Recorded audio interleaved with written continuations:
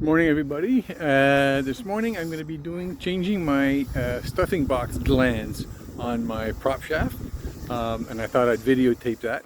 And I'm going to begin by just showing you the tools that you should have. And by the way, if you're thinking if you need to do that, don't hesitate. It's not a hard thing to do. Right now, since Aquaholic is on the hard right now, that's the best time to actually change that. You can do it, by the way, while the boat's in the water, as long as you have a good water pump system or bilge pump. The water that comes in is negligible, I should say. And while you're doing it, you can always stuff a rag in after you take the glands out while you're preparing the next gland. So let me show you what you need to do this, all right? So to change the glands on my packing thing, I got my my two wrenches here. You can use the larger wrenches as well, the whatever you have. I happen to buy these, and everybody at the yacht club borrows them from me or whatever. So these are made for that, for a lock nut. So they're already set for my boat for the large gland nut as well as the lock nut. You'll need a Sharpie. You'll need brand new razor blades, by the way. Don't skimp on that. Get yourself a nice clean razor blade. You'll need what I call, well, what is a gland extractor. It looks like a small corkscrew actually, but it's actually spring loaded. And because you can use other tools to go extract the old glands out of the nut. But if you're using this, it makes it a lot easier. And believe me, this is not it's a good investment. You can get all the old glands out of there.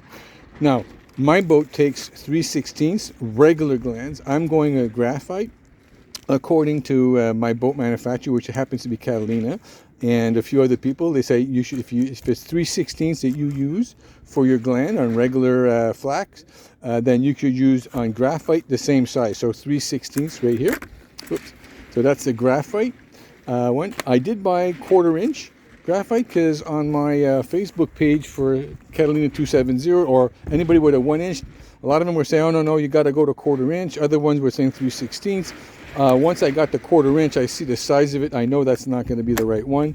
And I happen to, this is a regular flax. It's not graphite. So I just wanted to show you guys what that is. Luckily, as you know, I'm a proponent of always trying to, if you buy things online, it happens. I do as well. But as much as possible, I buy off my local chandlery boat supply store. And luckily, he told me go ahead and take what I needed and just bring back what I'm not going to use. So there's another advantage of getting to know the your boat supply store, local supply. So this is actually a good drawing I have in my manual that explains what I'll be doing. So this is what we call the tube. Okay, the shaft log or shaft tube. So there's your propeller shaft right there. It comes through the bushing over here, and then this is the locking nut, the exterior. The gland nut, and then the packing nut, I should say. This is the locking nut. In here, the blue is actually the flax that we'll be replacing. And here's a good idea of what the packing flax looks like. You'll notice that they're all staggered. Okay, so you have one at 12 o'clock, one at 20 minutes, and one at 40 minutes. So you want those staggered. You'll see, however, even though these are cut straight, the way I cut them is a little bit of an angle, not 45, but a little bit of an angle. So as you're putting the packing nut in, it will make sure that it seals really well and all that stuff. And then, so we're going to proceed now. I'm going to go and remove the existing gland. Okay, so there's the prop shaft, as you can see. So this is the gland packing nut. This is the lock nut over here, and this here is actually the shaft, or what they call the log, the propeller log. So I need to undo this one here, and this is the lock nut. So to do that, I have my large wrench. Hold on here. You can adjust that. Let me adjust my wrenches, and I'll start videoing again. So I got my wrenches adjusted. I'm trying to videotape with one hand, and I'm going to loosen those with one hand. But I think you get the gist of it. So both wrenches, you'll notice there's a lock wing nut on each side. So make sure that if you don't want the wing nuts to interfere in between them, to just put the wing nuts on the outside of the wrench. So now I'm just going to squeeze them together. Hold on here. I'll just stop it. You guys know what I'm doing, right? All right, so now I've got them pretty much loosened up. There you go, the lock nuts is done. I can do the rest by hand. So I'm just gonna remove my wrenches. There you go.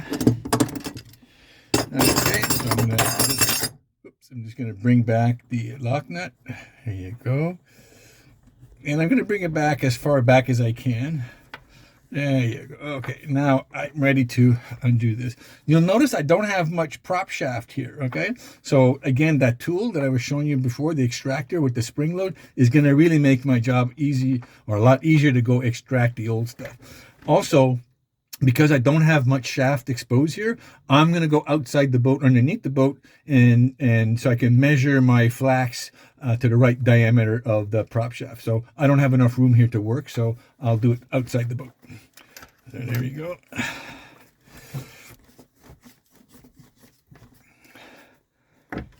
There we go. All right. So I moved the thing as far back as I can. Now I'm going to see if I can do this one-handed. Yeah, boy. So you'll notice it's like a horseshoe. So I'm just going to reach in and just sort of turn it until it grabs the flax, and then I'll be able to pull it out. There you go. There you go. There's one. See, there's one. You saw how easy that was. So if any of you have ever seen anybody do it, you'll notice that, yeah, it makes it a lot easier if you have the right tool. So there's one. I'm going to go see if there's another one. What happened is that the previous owner said he did it. So that means it's about 10 years ago. He has no idea. Did the person put 1 or 2 or 3? So I've seen guys, they're supposed to have 3 in this case. And when you come to remove them, there was only 1 or 2. I have a feeling I do have 3 because it did last a long time. So come on. Yeah. Of course, one-handed doesn't help, but there you go. Number 2. There you go. And you can see they're pretty worn. They're pretty worn. So I don't think it's going to be a luxury to replace these.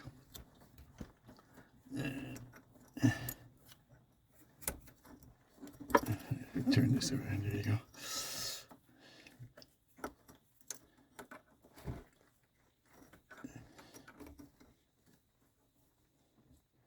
And there you go.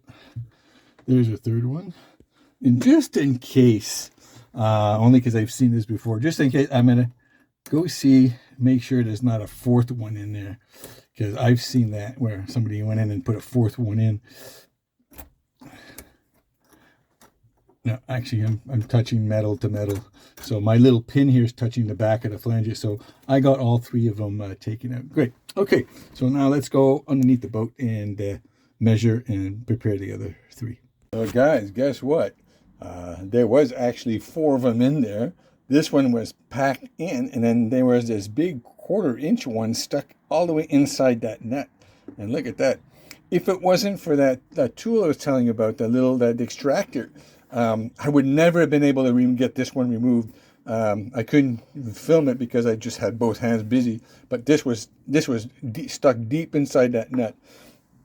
I really hate seeing that because it just means to me that whoever replaced these about 10 years ago so really didn't do well, I hate to blast somebody, but didn't do a good job, basically. You got to make sure all the old stuff is out because all the old stuff is just going to damage the new stuff. And look how flat that is. This one's completely destroyed. It was actually inside behind this one. So this one was in at the end of the packing nut. This was there, and then these 3 came afterwards. So this one here, as you can tell, anyways, it's terrible. We're going to be replacing it with 3. I'm going to go get both my sizes now, the 1/4-inch and the 3/16 that I showed you before, to see which one really is the better fit. I have a feeling it is going to be the 3/16.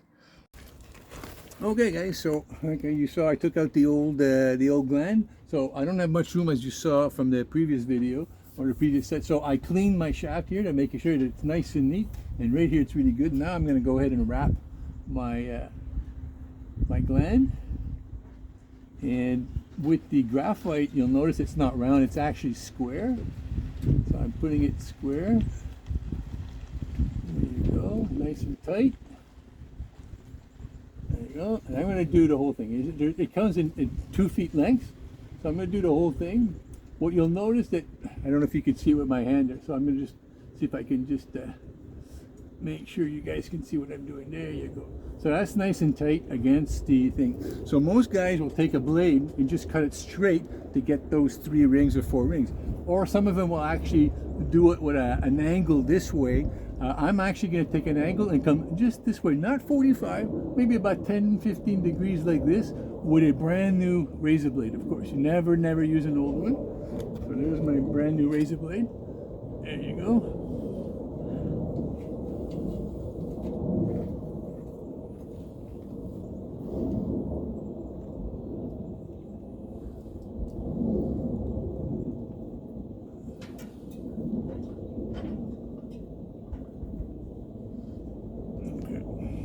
Okay, here we go. Nice and tight. So now I'm just going to go this way. There you go. So now I have all my pieces. So you'll see now my pieces are there, and you'll see how it blends and actually on a bit of an angle. So actually when I'm going to be screwing in the packing gland thing, it's actually going to slip on the same direction as the angle and actually make sure it doesn't fray my glands. And there you go. So now back up to the top of the boat.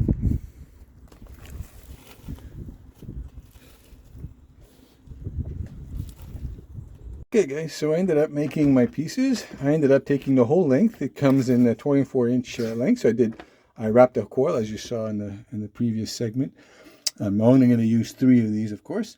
And before I said one of the things you need to have is a Sharpie, because now every time I'm going to put one in, I will mark the packing nut where the 2 pieces join together, the 2 ends join together.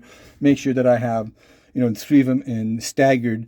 So the joints are staggered, so 12, 20, and 40 minutes, for example, on the dial. So I'm going to go ahead and start with the first one. I won't be able to film at the same time, I don't think, because I need both ends to do this one. So anyways, the idea is I'm going to be wrapping the first one on over here and then pushing it in. Once I know where the joint, I will mark right here with a Sharpie to see this is where that joint is.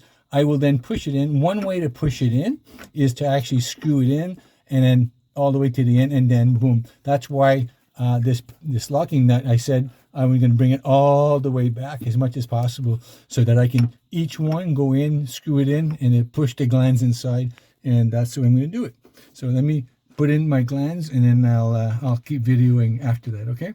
Notice my mark there I did with the Sharpie. That's telling me where that first joint is, and that was very simple to put in. I just put it in as far as I can with my hands, and then I screwed the bolt in, and then using a flashlight I was able to go in there and confirm where that joint is.